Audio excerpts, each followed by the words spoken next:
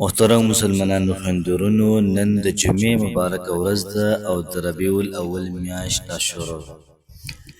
یاد ساته محترمو، د جمعې په ورځ باندې څوک دا عمل وکړي او دا وظیفه کوي، د دنیا خلک موږ لیدلي دي چې الله پاک د دې وظیفې په برکت باندې هغوی مالامال کړي دي.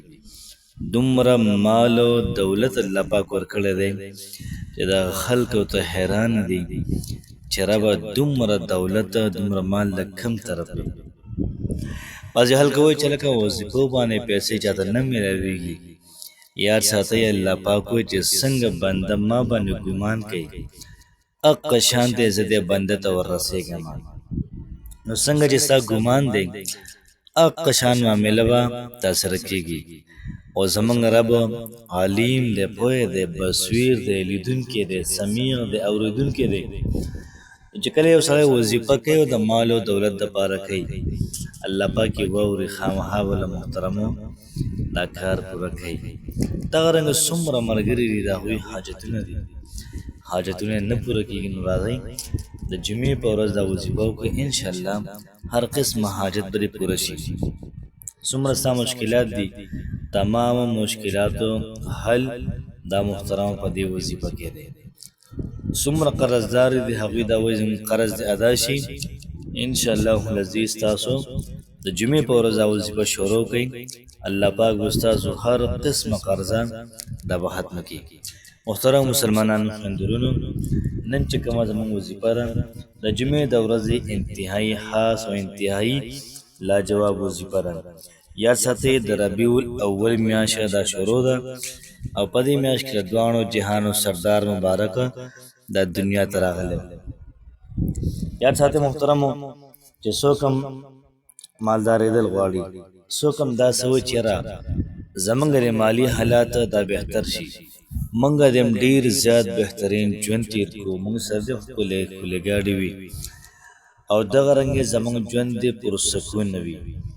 نو دا وظایف دا محترمو قضا نه کوي، دا کول پکار دي. او ورځ د محترمو د جمعې کم سړی چې د جمعې د بیان نه مخکې جومات ته لاړ شي او دا وظیفه هلته کې وکړي، د دې چې کوم انوارات دي، د دې چې کوم برکات دي دا ډېر زیات دي. د انسان وس نشته دی چې دغه برکات دغه فیوزات دا بیان کړي. نارینه به دا وظیفه جومات کې کوي، د جمع نه مخکې، د بیان نه مخکې.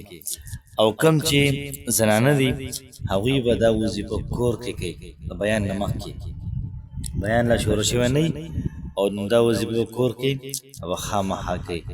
د وظیفې ترتیب او د وظیفې طریقه کار به داسې شي چې کله د جمعې ورځ شي نو سړی به جومات ته لاړ شي، د جمع نه مخکې دا درود شریف ووایي: جزا الله عنا محمدا ما هو اهله، جزا الله عنا محمدا ما هو اهله. نو سړی به دا درود شریف ووایي په جومات کې او دا وایي 313 پیرې. دا کو نور هم ډېر ویلی شي وایه، څونه ویلی شي.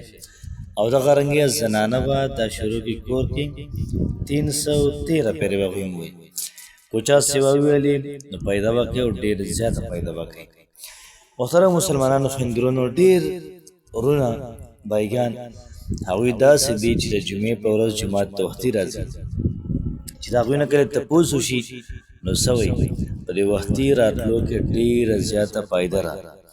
الله پاک هغه څه راکړه موږ له، هغه څه راکړل چې هغه زموږ د خولې بیان هغه نشي کولی. یاد ساتئ محترمو، کو حاجت پوره کېدل غواړئ دا وظیفه وکړه، هغې نه بعد دعا وکړه. مشکلات ختمول غواړئ دا وظیفه وکړه، بیا هغې نه بعد دعا وکړه.